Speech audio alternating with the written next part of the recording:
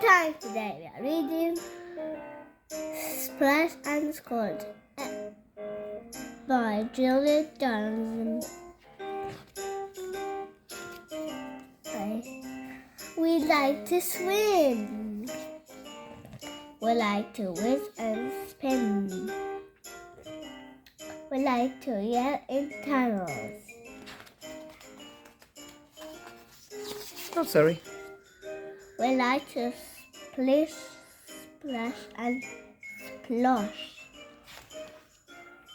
We like to run in the sun and dig in the sand.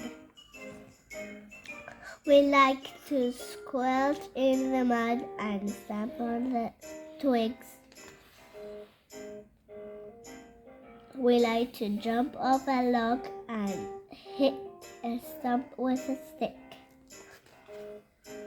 We like to hop like frogs and spring like squirrels. And when we get home, we like to flop. The And